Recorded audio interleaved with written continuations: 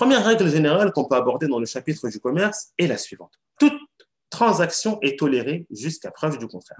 Et oui, à la base, c'est que toute forme, tout type de transaction est toléré. C'est-à-dire, si demain deux personnes se présentent et une personne dit j'ai mis en place tel ou tel procédé de transaction ou autre, par exemple. D'accord, j'ai procédé à telle ou telle transaction. Si la personne te dit oui, mais cela est haram, d'accord, c'est à lui d'apporter la preuve. Il ne peut pas lui te demander à toi d'apporter une preuve. Oui, mais ce que tu as fait comme transaction, quelle est la preuve? Il n'est pas lui légitime ni dans le droit de demander cela. Pourquoi? Car à la base, c'est que toute transaction est tolérée jusqu'à preuve du contraire. Celui qui te dit que cette transaction est haram, c'est à lui d'apporter la preuve et non à toi. D'accord? Donc ça, c'est une règle générale. Ils disent al-aslu fil bay' al-hil.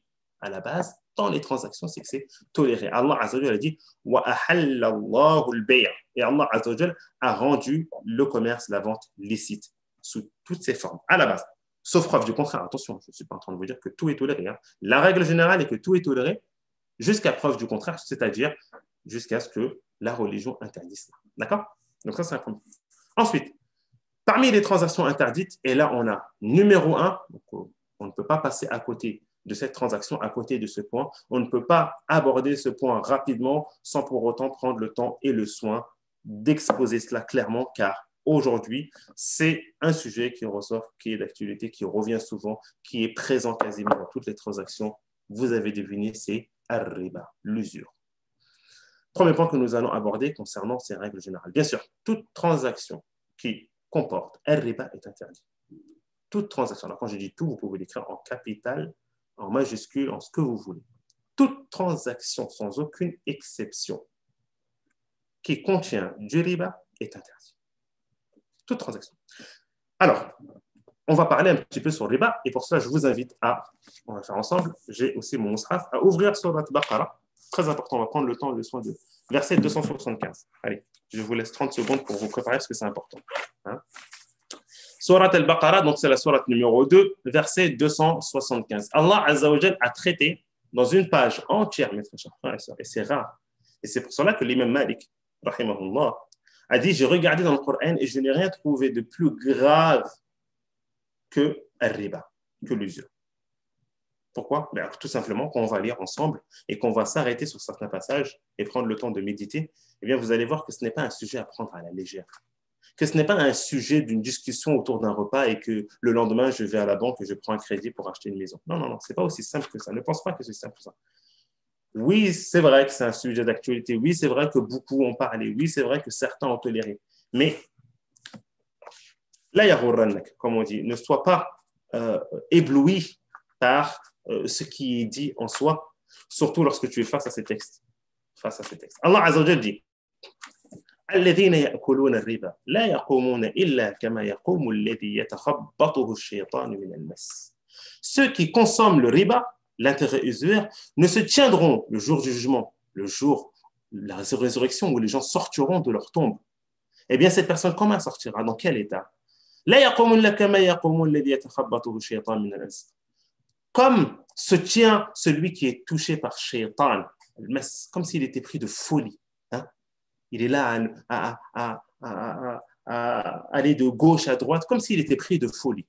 Les gens seront ressuscités, lui sortira de sa tombe comme une personne qui est prise de folie, comme un fou qui a été touché de shaitan. Pourquoi cela? Allah Azza wa Jalla dit ذَلِكَ بِأَنَّهُمْ قَالُوا إِنَّمَا الْبَيْعُ مِثْلُ الرِّبَا. Pourquoi? Cela parce qu'ils disent le commerce est tout à fait comme le riba. Alors, j'attire votre attention sur un point ici. Sachez qu'ici, ils ne sont pas en train de faire une comparaison. Ce n'est pas un qiyas, ce n'est pas une analogie, non. Ils ne sont pas en train de dire que al-bay' mithlu riba. Non, non, non. Ces personnes, comme les mufassirin dit, Ibn Kathir a évoqué, ces personnes sont tout simplement en train de réfuter la législation, réfuter la loi d'Allah Azza wa Jal en disant que, et pourquoi, directement, c'est comme je prends la parole de l'un d'entre eux qui dit, et pourquoi est-ce que le riba, ce serait haram? C'est exactement pareil que la vente. C'est exactement pareil que si je vendais à une personne. Eh bien, ces personnes ne sont pas en train de faire une comparaison, mais sont en train de s'enfler d'orgueil et faire ce qu'on appelle les arabes. Ils sont en train de tourner le dos à cette législation en disant que, tout simplement, que la vente, c'est comme le riba. Le riba, c'est un échange, la vente, c'est un échange, c'est pareil. Allah Azza wa Jal continue en disant وَأَحَلَّ اللَّهُ الْبَيْعَ وَحَرَّمَ الرِّبَا. Alors qu'Allah a rendu licite le commerce et illicite le riba. Là, on a deux formes claires, rapides, et c'est les formulations, si on peut dire, les plus directes, lorsqu'on souhaite rendre une chose licite et souhaite rendre une chose illicite. Je m'exprime. On a plusieurs formes.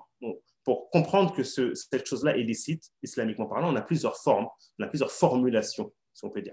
Eh bien, lorsqu'Allah Azza wa Jalla dit ahalla, qu'il a rendu cette chose halal, ça, c'est la formulation la plus directe. Il n'y a pas d'ambiguïté. La vente, c'est halal.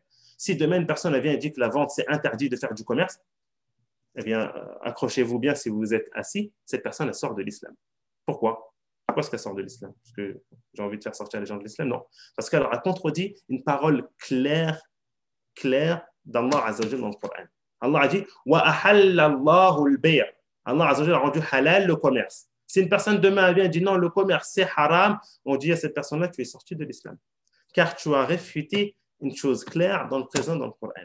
Bien sûr, sauf si cette personne vient d'embrasser l'islam ou bien cette personne est vraiment dans une zone, on va dire, où elle est coupée de tout moyen d'apprentissage. Ça, c'est un cas qui est à part. Donc Allah Azza wa Jalla a rendu la vente, le commerce licite et il a rendu le riba illicite. Et pareil, l'une des formulations les plus claires, rapides, directes, qui montre l'interdiction est le fait qu'Allah Azza wa Jalla dit que ceci est haram. Allah Azza wa Jalla a dit wa harrama riba. Si demain une personne, mais attention, comprenez bien ce que je dis. Si demain une personne dit que riba en soi, je ne parle pas d'une personne qui vient faire une fatwa et dit qu'on a le droit d'acheter des maisons. Je ne parle pas de ça. Je parle d'une personne qui vient qui dit que riba est halal, cette personne sort de l'islam.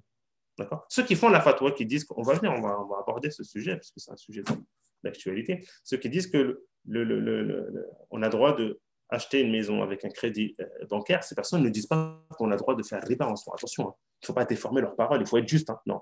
Ces personnes disent que voilà, selon telle ou telle règle qu'on aura l'occasion d'aborder bi'idhnillah. وَأَحَلَّ اللَّهُ الْبَيْعَ وَحَرَّمَ الرِّبَا. Ensuite, Allah Azza wa Jalla dit فَمَنْ جَاءَهُ مَوْعِظَةٌ مِّن رَّبِّهِ فَانْتَهَى فَلَهُ مَا سَلَفَ وَأَمْرُهُ إِلَى اللَّهِ. Celui donc qui cesse de consommer le riba, dès que lui est venue une exhortation, on lui a fait un rappel, il a reçu un rappel, un message sur WhatsApp, un rappel comme quoi que le riba est haram, a assisté à notre conférence et a appris que le riba est haram et a décidé de faire tawbah. Atoub ila Allah Azza wa Jalla. فَمَنْ جَاءَهُ مَوْعِظَةٌ مِّن رَّبِّهِ فَانْتَهَى. Donc celui qui a laissé de consommer le riba, dès qu'il lui est venu une exhortation de son Seigneur, hein, peut conserver ce qu'il a acquis auparavant. Supposons que cette personne a acquis une voiture auparavant avec riba. Il a fait un crédit, il a acheté une voiture. D'accord? Il a fait un crédit, il a acheté, je ne sais pas, une maison au bled. D'accord? Et il a terminé. Hein? Donc, il a fait tawbah de cela. Il ne savait pas, supposons qu'il ne le savait pas, ou Allah Azza wa Jalla a permis d'ouvrir les yeux, et il s'est rendu compte de la gravité de cette action. Il a fait tawbah. Il s'est repenti auprès d'Allah Azza wa Jalla. Falahu ma salafa. Tout ce qu'il a pu acquérir avant est à lui. Et oui, Allah Azza wa Jalla est juste, malgré ça. Malgré que la personne commet cette action, cet acte, cet interdit, hein, Allah Azza wa Jalla est quand même juste avec cette personne et lui dit falahu ma salafa. Ce qui est avant, ce qui est passé, khalas. Mais attention, Allah Azza wa Jalla nous met en garde et il dit وَمَنْ عَادَ فَأُولَٰئِكَ أَصْحَابُ النَّارِ هُمْ فِيهَا خَالِدُونَ. Mais quiconque récidive en consommant à nouveau le riba après avoir su cette loi qui s'interdit, alors les voilà les récidivistes, les gens du feu, ils y demeureront éternellement. Oui, ce sont des versets qui font froid au dos. Et sachez que nos savants, fait prédécesseurs, lorsqu'ils arrivent dans Ayat al-Wa'id, c'est quoi Ayat al-Wa'id? Ce sont les versets où Allah Azza wa Jalla met en garde et promet un châtiment douloureux dans les feux de l'enfer. Eh bien, vous savez, nos prédécesseurs, quelle était leur méthodologie par rapport à cela? C'est qu'ils n'expliquaient pas ces versets. Vous allez trouver, vous pouvez revenir dans beaucoup de tafsirs, je vous invite à revenir dans n'importe quel tafsir. Lorsque vous venez à ce passage-là, parce qu'on peut s'interpeller et dire, mais une personne qui récidive, ça veut dire quoi? Ça veut dire qu'elle est mécréante et qu'elle est éternellement en enfer? Est-ce que ça veut dire ça? Donc, on peut se poser cette question. D'accord? Si tu reviens dans le tafsir, tu ne vas pas trouver grand-chose. Sûr, il y a certains savants qui parlent, mais tu ne vas pas trouver. Pourquoi est-ce qu'ils ont délaissé ça, nos savants? Est-ce que c'est parce qu'ils n'arrivent pas à expliquer? Ils n'ont pas trouvé la réponse? Non, loin de là. C'est que Ayat al-Wa'id, eux, ces savants pensent qu'ils doivent rester dans cet état. et qu'on ne doit pas apporter une explication. Pourquoi? Apporter une explication, ce serait comme, si on peut dire, comment dire, diminuer de l'importance, de l'impact de ce verset. Mais laisser le verset comme il est, eh ben, je peux vous dire que ça fait réfléchir plus d'une personne. Car une personne qui va lire, elle va se dire, attends, si je reviens, je refais le riba, je serai éternellement en enfer. À cause de Billah, je ne sais pas. Bon, je vous rassure, ce n'est pas le cas. Il y a une explication, bien sûr, à cela. Et on va rester sur la même méthodologie que nos plus prédécesseurs. On ne va pas expliquer. On va laisser le verset comme il est, afin qu'il ait son impact. Hein. Et c'est le but. Allah Azza wa Jal a voulu cela volontairement. Allah il continue, on n'est pas terminé. Hein. Continue en disant Yamhaqullahu riba wa yurbi sadaqat. Regardez. Allah Azza wa Jal anéantit le riba. Allah Azza wa Jal, le terme qu'il a utilisé, même en arabe, est un terme précis. Yamhaqu. Yamhaqu en arabe, c'est vraiment retirer toute forme de baraka. Et oui. Oh, toi qui penses que s'approprier une maison dans un lieu confortable, proche de toute chose, est une forme, tu penses que si tu l'as acquis par du riba, tu vas avoir la baraka dans cette maison? Tu penses vraiment que cette maison que tu as, quand tu as un crédit de 25 ans sur le dos, tu as fait riba, tu penses vraiment que tu auras la baraka dans cette maison? Abadan. Allah Azza wa Jalla, il te le dit. Yamhaqullahu riba. Tout ce qui est riba, Allah Azza wa Jalla retire la baraka. Il n'y a pas de baraka dans tout ce qui est riba. Point final. Ce n'est pas moi qui le dis, c'est Allah Azza wa Jalla qui le dit. En utilisant des termes bien précis. Yamhaqu. C'est-à-dire qu'on ne laisse même pas un dixième, un millième, je ne sais quoi, de baraka dans le riba. Et est-ce que ça sert à quelque chose? D'avoir de l'argent issu de riba, d'avoir des biens, des fortunes issues de riba, mais il n'y a pas de baraka. Est-ce que ça sert à quelque chose? Non, ça ne sert à rien. Yamhaqullahu riba wa yurbi sadaqat. Mais par contre, Allah Azza wa Jal, il fait fructifier les sadaqat. Allah Azza wa Jal nous appelle indirectement à faire des sadaqat, à investir dans ce qui est bon pour toi. Et de ne pas investir dans quelque chose une chose que tu vas traîner pendant 25 ans, il n'y a pas de baraka. Investis donc dans une sadaqa, jariya, la construction de puits, d'écoles, de mosquées, de choses qui seront bénéfiques. Car Allah Azza wa Jal va faire fructifier cette sadaqa, multiplier jusqu'à 700. Et c'est un bien pour toi dans ce bas monde et dans le delà. Mais d'investir dans des choses où il n'y a pas du tout de baraka, ce n'est pas un bon commerçant, excusez-moi, un bon entrepreneur. C'est quelqu'un qui va investir dans quelque chose de durable. Et je pense que vous êtes d'accord avec moi. Lorsqu'on investit dans une chose, c'est pour faire banqueroute 2 mois après? Non, c'est pour alhamdoulilah, pour quelque chose qui perdure, que dans le futur, on puisse tirer profit de cela et avoir, voilà, gagner son gain de pain. Eh bien, Allah Azza wa Jal te dit, investis donc dans les sadaqat, au lieu d'investir dans les choses où il y a du riba.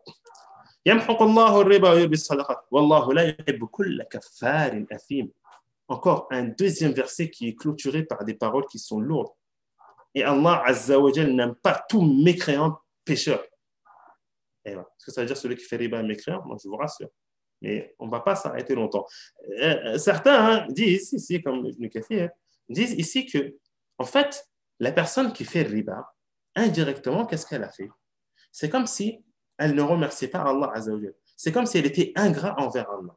Car Allah Azza wa Jal lui a accordé je ne sais combien de moyens ou bien de domaines qui est halal, mais cette personne-là, non, on va dire non, je ne veux pas cela, moi je veux le riba.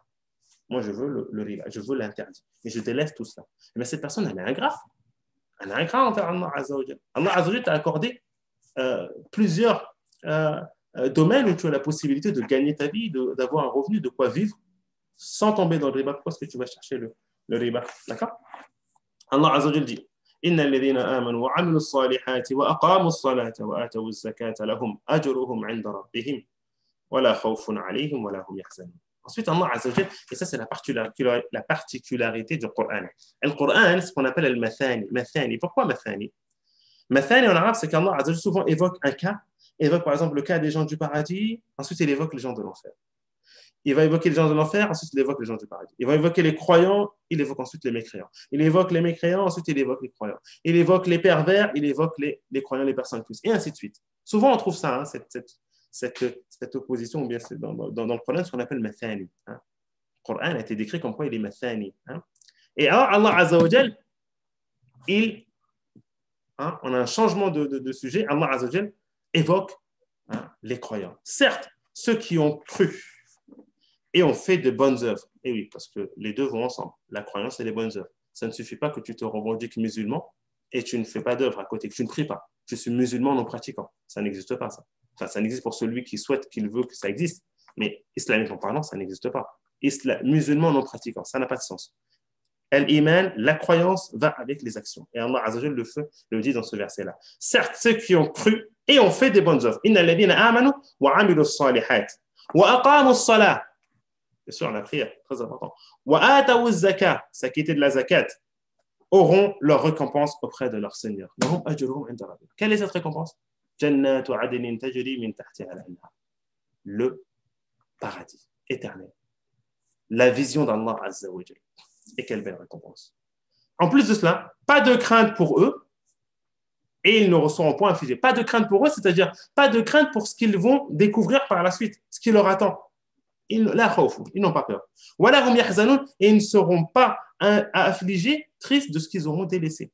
Non, alhamdulillah, Allah Azza wa Jalla fait en sorte qu'ils ne seront pas tristes du fait qu'ils ont délaissé une famille, peut-être une femme, des enfants, non. Ils ne seront pas tristes de cela. Allah Azza wa Jalla va retirer ça de leur cœur. Ils n'auront pas la peur aussi de ce qui les attend, contrairement aux mécréants. Est-ce que c'est terminé? Non, ce n'est pas terminé. Allah Azza wa Jalla continue toujours dans le riba. Ya ayyuhal ladhina amanu taqullaha wa dharu ma baqiya min ar-riba in kuntum mu'minin. Ô vous qui croyez. Allah Azza wa Jalla s'adresse aux croyants. Craignez Allah, ittaqullah, craignez Allah. Mettez cette protection entre vous et le châtiment d'Allah Azza wa Jalla et renoncez au reliquat de riba. Renoncez au riba. Wa dharu ma baqiya min ar-riba. In kuntum mu'minin, si vous êtes croyant. Tu es vraiment croyant en Allah Azza wa Jalla? Tu crois en Allah Azza wa Jalla? Tu crois que Allah Azza wa Jalla, c'est lui qui donne la subsistance? C'est lui qui t'accorde les biens? Si tu es un vrai croyant, délaisse le riba. Tu n'as pas besoin de riba. Allah Azza wa Jalla va te donner. Et il va te donner meilleur. Car une personne qui délaisse quelque chose pour Allah, Allah Azza wa Jalla lui donne en contrepartie quelque chose de meilleur. Si vous êtes croyant. Mais si vous ne le faites pas, continuons le verset. Allah Azza wa Jalla dit فإن لم تفعلوا فأذنوا بحرب من الله ورسوله وإن تبتم فلكم رؤوس أموالكم لا تظلمون ولا تظلمون. Et si vous ne le faites pas, vous ne délaissez pas le riba, vous voulez continuer à faire le riba, vous savez que c'est haram, mais vous persuadez à faire le riba, vous souhaitez réaliser vos projets, subvenir à vos besoins éphémères dans ce bas monde, eh bien attendez-vous. Alors, recevez l'annonce d'une guerre. فأذنوا بحرب. Qui fait cette guerre-là? Qui? Tu vas déclarer la guerre à qui? Tu vas déclarer la guerre à ton voisin? Tu vas déclarer la guerre à ton frère? Non. D'une guerre de la part d'Allah et de son messager. Ibn Abbas dit dans le tafsir de ce passage, on dira à cette personne-là qui a fait riba et qui n'a pas renoncé au riba, tout en connaissance de cause, il connaît. Il sait que c'est riba. Il a écouté une conférence. Il a lu un livre. Il sait que c'est riba, il sait que c'est interdit, mais il continue à le faire. Mais ces personnes-là a déclaré la guerre à Allah et son messager. Ibn Abbas dit dans le tafsir que cette personne, le jour du jugement, lorsqu'il sortira de sa tombe, on lui donnera des armes, on lui dira prends donc tes armes et va combattre ton Seigneur. Va combattre ton Seigneur. Pensez-vous qu'il a une chance, cette personne? فَأَذَنُوا بِحَرْبٍ مِّنَ اللَّهِ وَرَسُولِهِ. Et Allah Azza wa Jalla revient encore une fois à Tawbah. Parce qu'Allah Azza wa Jalla, il veut qu'on se repente. Allah Azza wa Jalla ne veut pas de nous qu'on soit des égarés. Allah Azza wa Jalla veut de nous qu'on se repente. Et il dit, et si vous vous repentez, vous aurez vos capitaux, vous ne léserez personne en demandant plus de vos capitaux, et vous ne serez point lésés en recevant moins de vos capitaux. Et si vous vous repentez, qu'est-ce qui se passe? Alors, tu as le droit de récupérer ton capital. D'accord? Tu as prêté à une personne 10 000 euros, tu lui as demandé de te rendre 12 000 euros. C'est du riba. D'accord? Mais tu as fait tauba. Dans ce cas-là, on va te demander quoi? Tu récupères tes 10 000 euros. Pas plus. On ne te demande pas de récupérer 8 000 euros. Non. On ne te demande pas d'être lésé et de récupérer moins ce que tu as prêté. Non. Mais on t'interdit de prendre plus que tu as prêté, car là, c'est du riba. Donc, tu ne prends pas plus et tu ne prends pas moins. Tu prends ton capital, ce que tu as prêté. Les 10 000 euros que tu as prêtés, tu les récupères. Et c'est terminé. Car encore une fois, maîtresse français, j'ai marqué une pause sur ça. Islamiquement parlant, le prêt est ce qu'on appelle al-irfaq wal-ihsan. Lorsqu'on prête, c'est uniquement et simplement dans le but de rendre un service. Si tu prêtes afin de gagner quelque chose en contrepartie, c'est du riba. Oui, je m'explique. Je sais que cette personne, par exemple, je dis une bêtise, cette personne, elle voilà, c'est un concessionnaire, elle vend des voitures.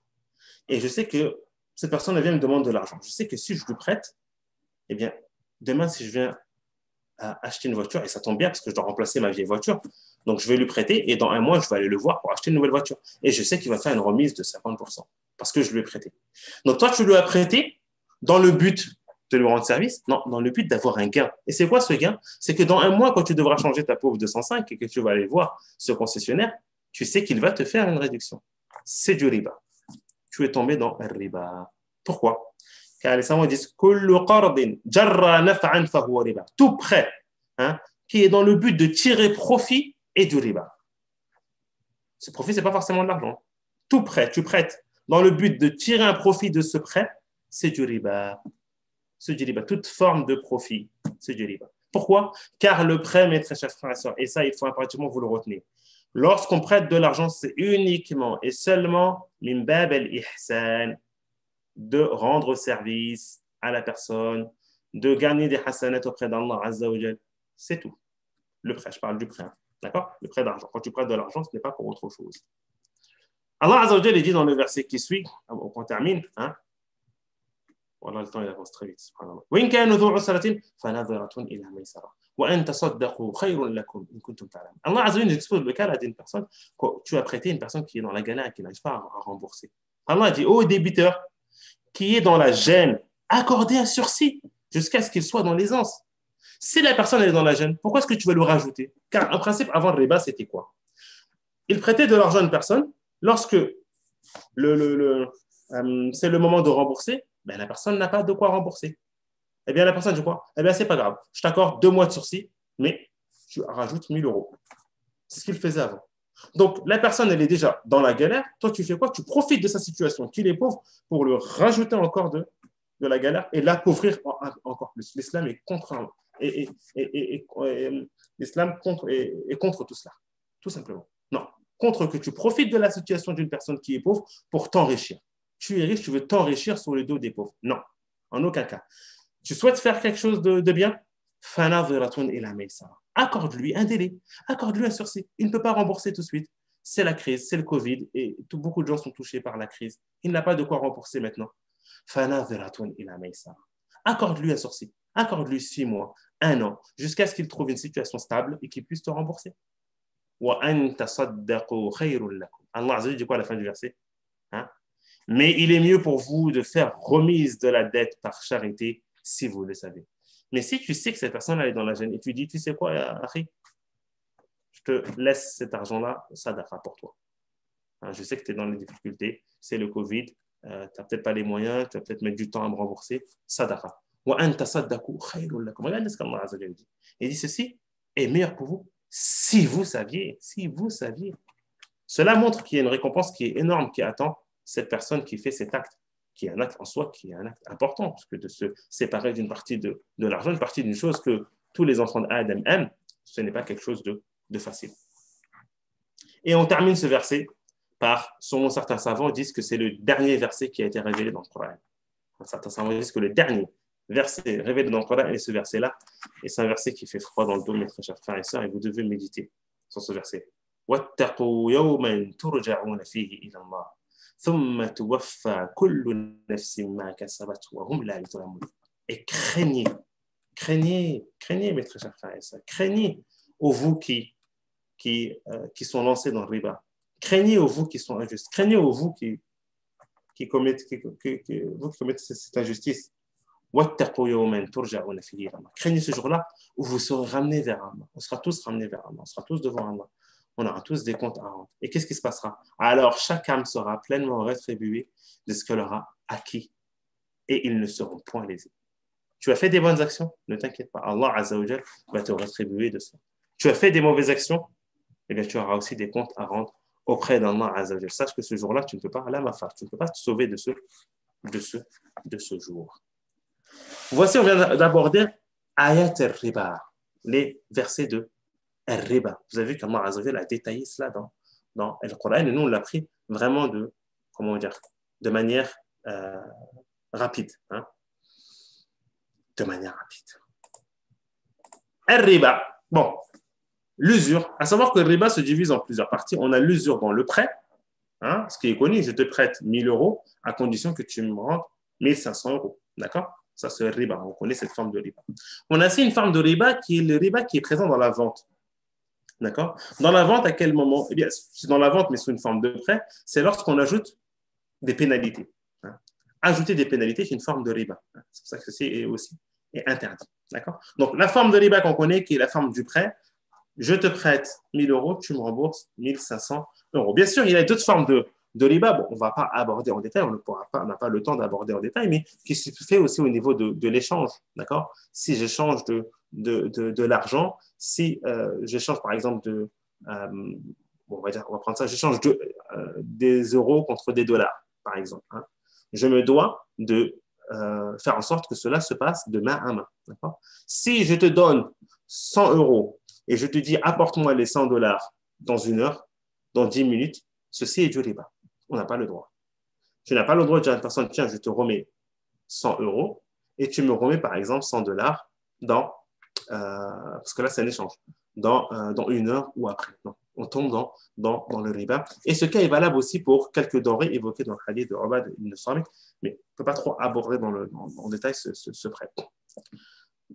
La règle qu'on a évoquée encore une fois, tout prêt qui, dans le but de tirer profit, est du riba.